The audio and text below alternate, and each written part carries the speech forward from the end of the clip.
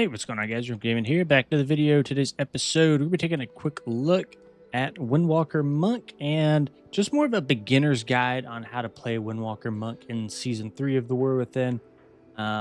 This is mainly going to be for people who are brand new to the spec. This is not going to be, something that you'll be pushing keys with, not a guide like that. This is going to be for people who are just jumping into the spec for the first time and trying to understand the basics of it. So first thing you have to know with Windwalker Monk is that we work off both an energy and a chi system. So see right now we have 120 energy. You can see we have chi. Chi kind of works like a combo point with a rogue. If you're not sure exactly what that is, it means you build up combo points with certain spells like Tiger Palm, and you spend them with certain spells like Rising Sun Kick. So most of your hard hitting abilities come from you spending this chi. So to show you just a very basic example of that, right? We get Tiger Palm. You can see we build up chi, and then we could spend it with a hard-hitting ability, such as our Rising Sun Kick or our Fist of Fury. So let's quickly go over some of those abilities and what they are. So your first core chi builder is going to be Tiger Palm.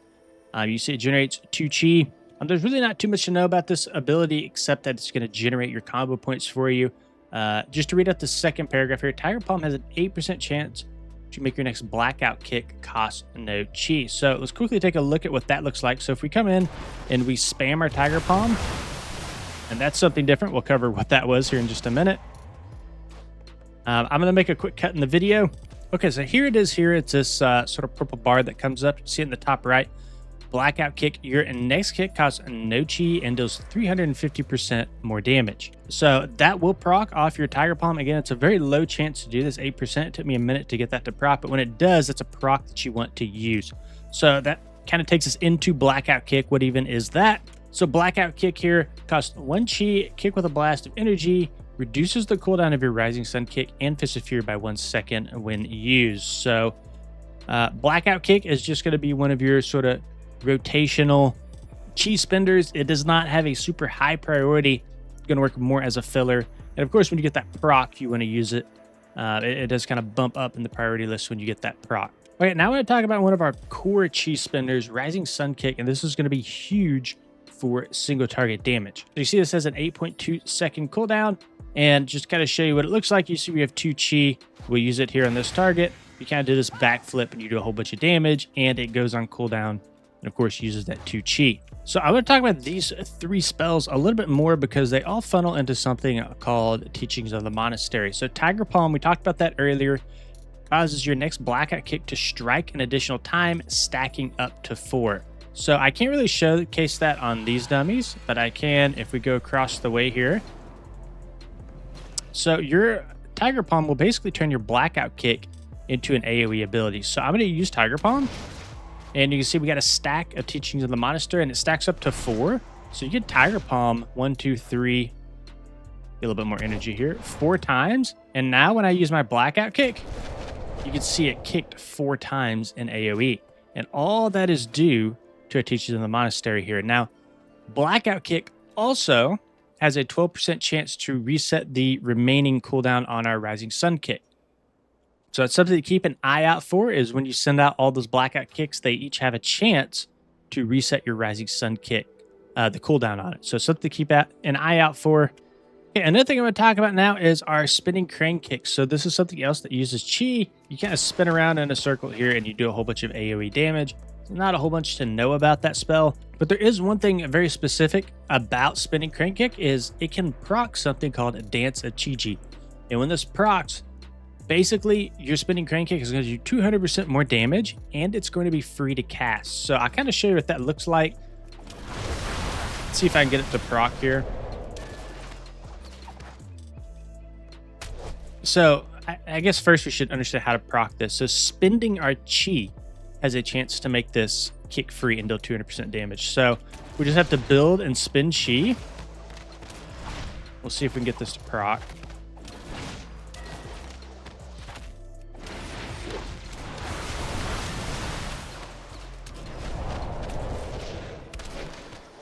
Okay, we'll make a quick cut in the video and we'll get this to proc. Okay, so we finally got it to proc here. You can see now our spinning crane kick is glowing. So this will be free to cast, and it's going to do 200% more damage. So we'll cast it. We did way more damage, and we still have our 2 chi, so we could spin it on another spinning crane kick if we wanted. So that's something to kind of look out for. There's spinning crane kick. Up next, we have our Fist of Fury, and this is a core rotational spell, something you need to be using on cooldown. And let's take a quick look at this spell. So 20-second cooldown, it costs 3 chi, so it's pretty expensive to use. Just to read it out, pummels all targets in front of you, dealing a whole bunch of damage.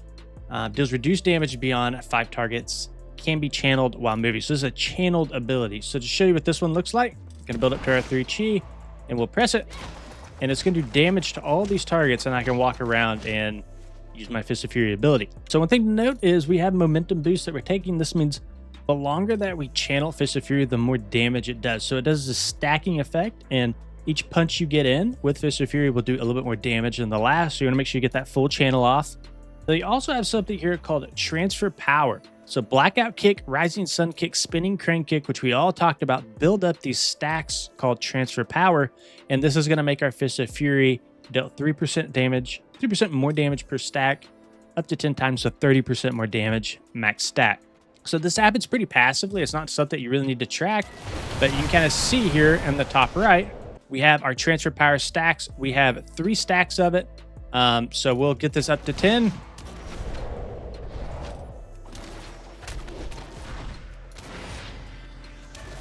And remember, it does not proc from Tiger Palm. It only procs from these 3. So now that we're at 10, you can see we got multiple Blackout Kicks. So we got multiple stacks of Transfer Power. So now we can, now we can Fist of Fury. Right, and it consumed those 10 stacks. We're doing a whole bunch more damage with our Fist of Fury. Now, another thing I want to talk about here is we have a spell called Whirling Dragon Punch that we're using. So Whirling Dragon Punch is going to be down here in the bottom left. 20-second cooldown, and it does a bunch of damage. Basically, it does like AoE. The damage is reduced beyond 5 targets, just like a lot of our other spells. But one thing that's core about this is only usable when both Fist of Fury and Rising Sun Kick are on cooldown. So you can see I have it on my Shift 5, and I can't use it. That's because these 2 spells, Rising Sun Kick and Fist of Fury, are not on cooldown. So what I'll have to do to use this ability, Rising Sun Kick, then just simply Fist of Fury. Right? This does not cost chi, it does not cost energy. So once those 2 are on cooldown, you can use it. And you can see it did a whole bunch of damage there. Now, another thing I want to talk about here is something called Last Emperor's Capacitor. So chi spenders increase the damage of your next Crackling Jade Lightning by 400% and reduce its cost by 5%, stacking up to 20 times. So this is something you need to track. And when you do get to 20 stacks, this is something that you need to be using. So we'll take a quick look at what that looks like. Okay, so here we are. You can see it is glowing now, and you can see in the top right, we have 20 stacks of the Emperor's Capacitor. We're going to do 8,000 increased damage, and it's free in energy cost. So just to kind of show you how much damage this does, I'd kind of like these to heal up. But I guess regardless, these are close enough to 100%, so we'll just use these. So we're sitting at 94%, 97% we'll use it. And that's going to take that down about 13%. Looks like it did about 3 million damage overall to that one target. So 3 million to each, about 10 million, 9 to 10 million burst damage between these 3 targets, just from an empowered Crackling Jade Lightning. So this is not going to be something that you're using like every couple seconds. This does take some time to stack up those 20 stacks of the capacitor here. But you do want to make sure that you're tracking this some way with a weak aura somehow, because when you get to those 20 stacks, you want to use them immediately, and you don't want to overcap on those stacks. Okay, so I'll quickly go over our opener, and then I'll put some screenshots up on the video now.